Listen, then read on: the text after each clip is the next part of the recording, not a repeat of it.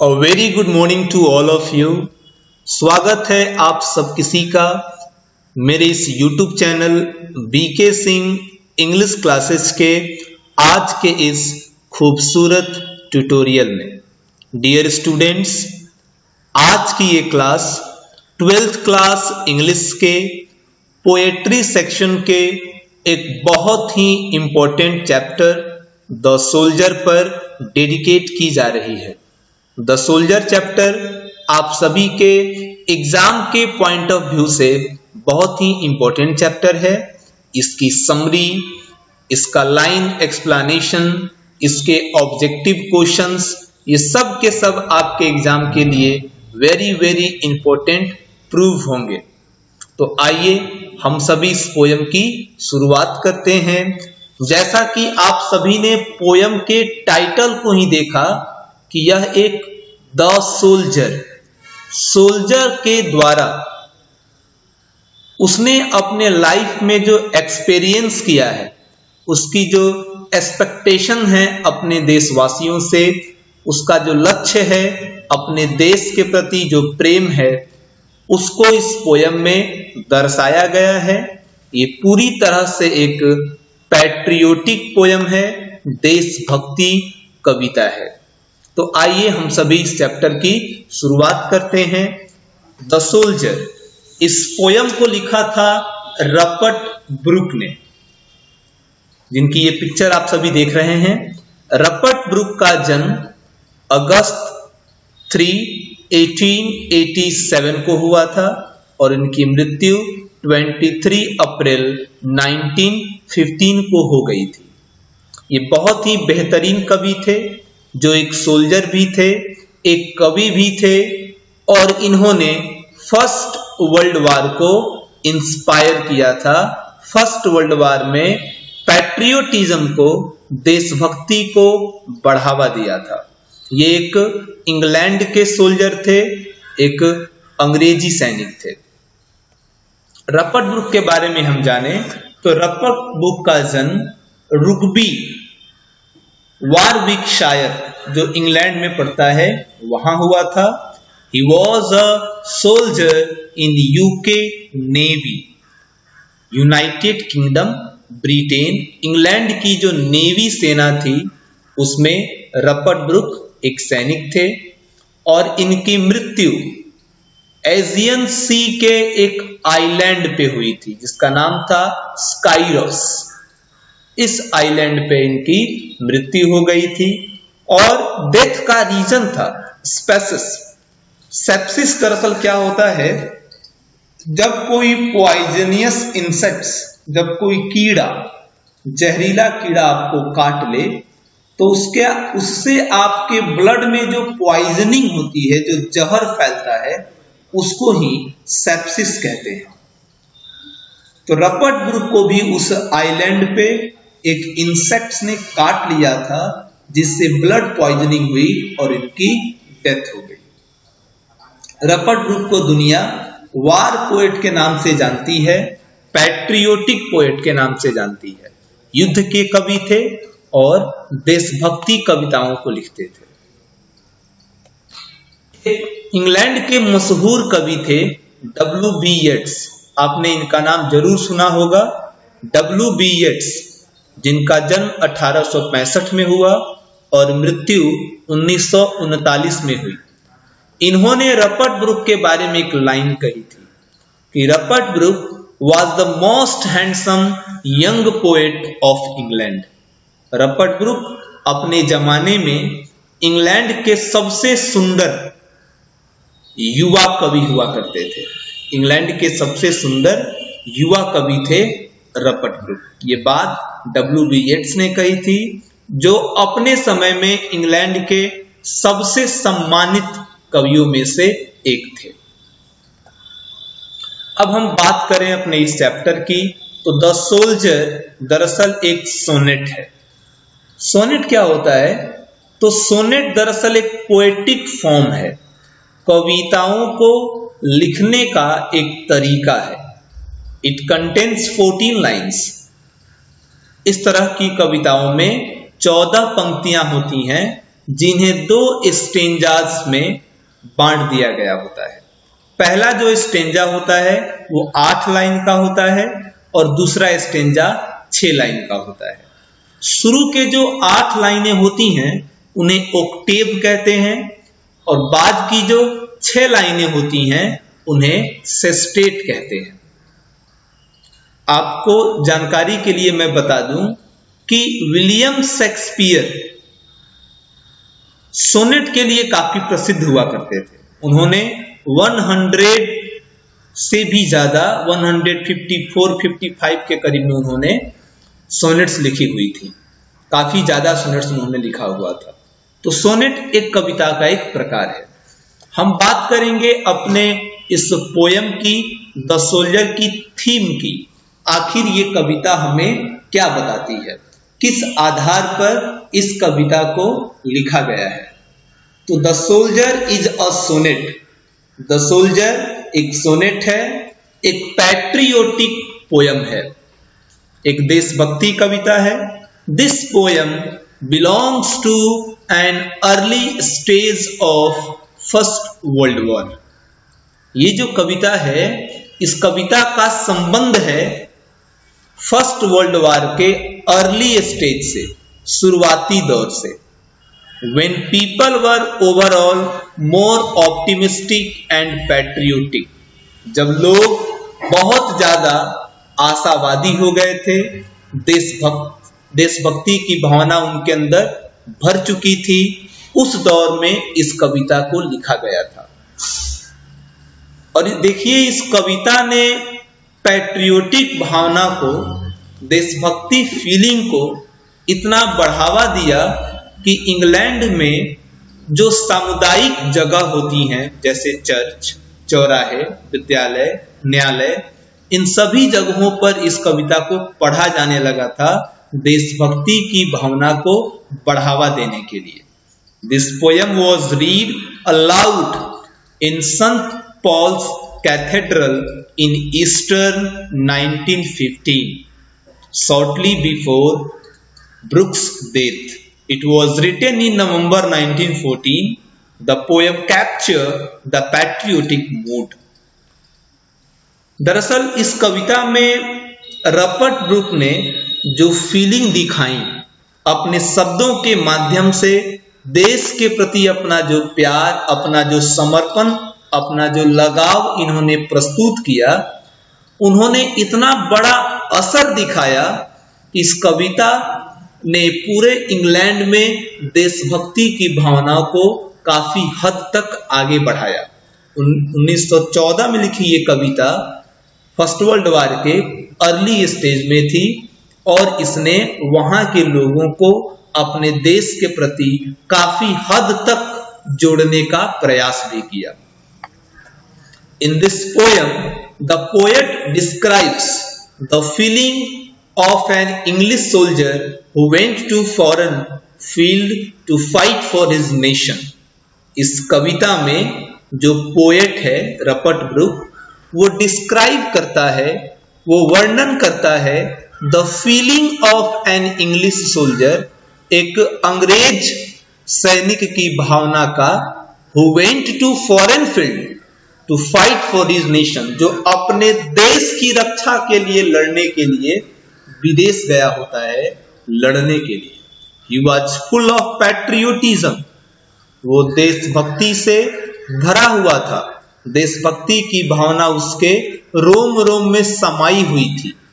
He think that, वो सोचता है कि if he dies during fighting, अगर वो मर जाता है लड़ाई के दौरान, in foreign country, विदेश में जाकर, for his motherland, अपने मातृभूमि की रक्षा के लिए, तो all the sins committed by him, जितने भी पाप उसने किए हैं, be washed away, वे धुल जाएंगे। ये कवि सोचता है कि अगर अपनी मातृभूमि के सम्मान के लिए, अगर अपनी मातृभूमि की रक्षा के लिए वो विदेशी जमीन पर जाके लड़ता है और अगर मर भी जाता है, तो जितने भी पाप उसने अपनी जिंदगी में किए हैं, सारे के सारे पाप धुल जाएंगे Resultantly, his heart will get purified and it will become a part of God. जिसका परिणाम ये होगा कि उसका दिल पूरी तरह से शुद्ध हो जाएगा और ईश्वर का घर बन जाएगा, ईश्वर का हिस्सा बन जाएगा। ये कवि सोचता है जो हम और आप नहीं सोच सकते। वो सोचता है कि अगर देश के लिए मर भी गया तो मेरे लिए सौभाग्य की बात होगी, जितने पाप मैंने किए सबके सब धुल जाएंगे, दिल जो है ईश्वर का घर बन जाएगा। इतनी शुद्ध भावना रखता था रॉबर्ट ब्रूक, इतनी देशभक्ति उसके अंदर समाई हुई थी, भरी हुई थी। कहा भी गया है, लगेंगे हर बरस मेले शहीदों की मजारों पर, वतन पे मिटने वालों का बस बाकी यही निशान होगा। 100 साल तक मंदिर की घंटी बजाना और 100 सेकेंड में अपने देश के लिए मर जाना, शायद दोनों बातें बराबर हो जाएंगी। आइए हम इस पोयम को आगे बढ़ाते हैं और लाइन बाय लाइन इसके हिंदी एक्सप्लेनेशन को समझने की कोशिश करते हैं। मुझे पूरा भरोसा है कि आपका डिटर्मिनेशन, आपका डेडिकेशन इस पूरे ट्यूटोरियल को, आज के इस पूरे क्लास को सफल बनाएगा। आप एक बार और इस चैप्टर को पुनः देखेंगे तो ये आपको कंठस्थ हो जाएगा। आइए मैं इस चैप्टर के पहले पैराग्राफ से आपको मिलाता हूं, जिसे आप कह सकते हैं कि ये इस सोनेट का ओक्टेव है। पहले की 8 लाइनें हैं। कहता है कवि कि इफ आई शुड डाई, अगर मैं मर गया, युद्ध करने के दौरान अगर मेरी मृत्यु हो गई, तो थिंक ओनली दिस ऑफ मी, तो आप लोग मेरे बारे में ये सोचना। वो कहता है कि अगर मैं युद्ध करने के दौरान मर भी गया तो लोग मेरे बारे में क्या सोचेंगे? तो कहता है कि आप मेरे बारे में सिर्फ ये सोचना that there is some corner of a foreign field that is forever England। क्या सोचना?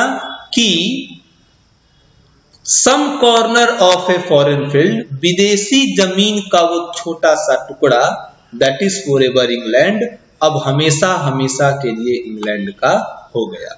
forever का मतलब होता है हमेशा के लिए। वो कहता है कि अगर मैं युद्ध करने के दौरान मर गया, अगर मैं शहीद हो गया, कहां? तो किसी विदेशी जमीन पर जाकर, क्योंकि ये सैनिक तो अपने मातृभूमि की रक्षा के लिए विदेश गया हुआ था, दूसरे देश की जमीन पर गया हुआ था। तो ये कहता है कि अगर मैं दूसरे किसी देश की जमीन पर मर भी गया तो उस देश की जमीन का वो हिस्सा जिसपे मेरा ये पार्थिव शरीर गिरेगा, जिसपे मेरा मरा हुआ ये शरीर गिरेगा, वो पूरा जमीन हमेशा हमेशा के लिए इंग्लैंड का हो जाएगा। उस पूरे जमीन पर इंग्लैंड का वर्चस्व हो जाएगा। यानी जमीन भले विदेश का है, लेकिन इंग्लैंड का ये शरीर अगर उस पे शहीद होता है तो वो हमेशा हमेशा के लिए इंग्लैंड का हो जाएगा।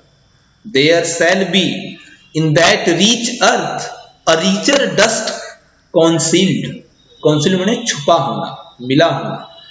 वो कहता है कि there shall be in that rich earth, और ऐसा नहीं है कि मैं किसी मामूली धरती पे गिरूंगा, वो एक रीच अर्थ होगी, समृद्ध धरती होगी, और रीचर डस्ट कंसील्ड, और उस समृद्ध धरती में उससे भी अधिक समृद्ध मेरे शरीर का ये कण जाके मिल जाएगा।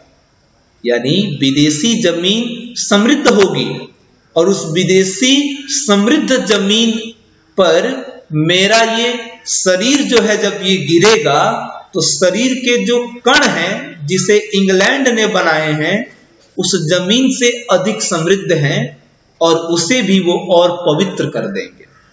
ए डस्ट होम इंग्लैंड बो, वो डस्ट, अब वो अपने शरीर के डस्ट की बात कर रहा है जिन कणों से मिलके वो बना है। कैसे कण है वो? अ डस्ट होम इंग्लैंड बो, वो कण जिसे इंग्लैंड ने जन्म दिया था, शेप्ड आकार दिया था, मेड अवेयर जागरूक बनाया था, सोच विचार करने के योग्य बनाया था, gave once her flower to love her ways to roam, जिस इंग्लैंड ने उसके फूलों से प्यार करने दिया था, उसके रास्तों से गुजरने दिया था, वो कण अगर विदेशी जमीन के धरती में मिलेगा तो उस धरती को और भी समृद्ध कर देगा। वो धरती हमेशा हमेशा के लिए इंग्लैंड की हो जाएगी। A body of England is breathing English air. ये कह रहा है कि ये शरीर इंग्लैंड का है जो अंग्रेजी हवा में सांस ले रहा है। Vast by the river, blessed by the son of home, जिसने इंग्लैंड में बहने वाली नदियों में नहाया है, इंग्लैंड में उगने वाले सूर्य के परिवार ने इसे आशीर्वाद दे रखा है। ये मामूली शरीर नहीं है। ये शरीर अगर विदेशी जमीन के धरती पे गिरता भी है तो विदेशी धरती की जमीन तर जाएगी, हमेशा हमेशा के लिए इंग्लैंड की हो जाएगी। सोचिए कितनी सुंदर भावनाएं हैं उस सैनिक की अपने देश के प्रति। क्या सच में भारत देश के प्रति हमारी ऐसी भावना कभी हुई है? इसका जवाब होगा शायद 100% में 2%। हमें इस पोयम से काफी शिक्षा लेनी चाहिए कि हम अपने देश के बारे में क्या सोचते हैं, हमारी अपने देश के प्रति क्या फीलिंग है। आइए मैं इस पैरा को एक बार और पढ़ा देता हूं। कहता है कवि कि if I should die think only this of me, अगर मैं मर जाऊं तो मेरे बारे में सिर्फ ये सोचना दैट कि there is some corner of a foreign field that is for ever England, कि विदेशी जमीन का कोई छोटा मोटा कोना अब हमेशा हमेशा के लिए इंग्लैंड का हो गया है। अगर मैं विदेशी जमीन पर युद्ध करने के दौरान शहीद हो जाता हूं तो विदेशी जमीन का जितना हिस्सा मेरा ये मरा हुआ शरीर छेकेगा, घेरेगा, वो पूरा हिस्सा हमेशा हमेशा के लिए इंग्लैंड का हो जाएगा। There shall be in that rich earth a richer dust concealed, और वहां उस समृद्ध धरती में उससे भी समृद्ध धरती का कण जाके मिल जाएगा। वो कण whom इंग्लैंड बोर, जिसे इंग्लैंड ने जन्म दिया, शेप्ड आकार दिया, मेड अवेयर जागरूक बनाया, gave once her flower to love, एक बार अपने फूलों से प्यार करने दिया, हर वेज टू रोम, अपने राहों से गुजरने दिया। A body of England is breathing English air, England का ये शरीर अंग्रेजी हवा को सांस ले रहा है। वास्ट बाय द रिवर, नदियों के द्वारा, इंग्लैंड की नदियों के द्वारा धोया गया है। Blessed by the son of home, और सौर्य परिवार के द्वारा आशीर्वाद पाया हुआ है। अगर ये शरीर इंग्लैंड की देन है तो इसे इंग्लैंड पर न्यौछावर करने में मुझे कोई समस्या नहीं है। हालांकि ये मेरे लिए फक्र की बात होगी कि मेरा ये शरीर मेरी मातृभूमि के काम आया। आइए हम इस चैप्टर के दूसरे पैराग्राफ से मिलते हैं, जिसे आप सेस्टेट कह सकते हैं। 6 लाइनों में है ये। कहता है एंड थिंक, और सोचना, दिस हर्ट, इस दिल से, ऑल इविल, सभी बुराइयां, सेड अवे, मुक्त हो गई। कह रहा है कि सोचना कि इस दिल में जितनी भी बुराइयां थी वो सभी बुराइयां खत्म हो गई, धुल गई, सारे पाप धुल गए, ये पवित्र हो गया, ईश्वर का घर बन गया।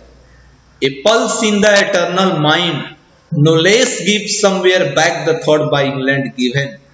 कह रहा है मेरे तो जो पल्स चलते हैं, आती जाती जो हर सांस चलती है मेरी, वो इंग्लैंड में पहले के जो विचार आए थे, मैंने जो सुना था, मैंने जो देखा था, जो पढ़ा था, इंग्लैंड के प्रति जो विचार थे, वो सारे विचार मेरे मन में आती जाती हर सांस में जीवित रहते हैं। मुझे हर समय उकसाते हैं कि मैं अपने देश के लिए कुछ करूं। आती जाती हर एक सांस गिरवी है इस देश के लिए। और अगर मैं मर भी गया तो क्या होगा? मुझे दफना दिया जाएगा। तो कह रहा है कि हर साइट एंड साउंड, इंग्लैंड में देखे गए वो दृश्य, सुनी गई आवाजें, ड्रीम्स देखे गए सपने, हैप्पी एज हर डे खुशी के जैसे उसके दिन, खुशी में बिताए गए उसके दिन, लाफ्टर हंसी मजाक, लर्नट ऑफ फ्रेंड्स दोस्तों से मिली सीखें, एंड जेंटलनेस और सज्जनता, ये सारी बातें इन हार्ट एट पीस दिल को शांति पहुंचाएंगी, अंडर एन इंग्लिश हेवन उस अंग्रेजी स्वर्ग के नीचे। इंग्लैंड को वो स्वर्ग कह रहा है कि इंग्लैंड उस स्वर्ग के नीचे जिन धूल कणों में मैं समाहित हो जाऊंगा, जहां मुझे दफनाया जाएगा, वहां भी जब मैं दफन रहूंगा तो इंग्लैंड में जो मैंने दृश्य देखे थे, जो आवाजें सुनी थी, जो सपने देखे थे, जो हंसी मजाक किया था, दोस्तों के बीच से जो सीखें मुझे मिली थी, ये सारी चीजें मेरे दिल को शांति पहुंचाएंगी। मुझे कोई मलाल नहीं रहेगा, फक्र रहेगा कि मैं अपने देश के काम आया। इतनी बेहतरीन ये कविता है, सच में पूरा दिल जीत लेती है कविता। बस आज के सेशन में इतना ही था। मैं इस चैप्टर की समरी और ऑब्जेक्टिव क्वेश्चंस कल अपलोड कर दूंगा। Thanks for watching this video. BK Singh English classes कल भी आपकी सहायता के लिए था, आज भी है और हमेशा रहेगा। कल भी इसने टॉपर दिए थे, आज भी टॉपर दे रहा है और कोशिशें निरंतर ऐसी ही चलती रहेंगी, कल भी टॉपर देगा। Thank you very much.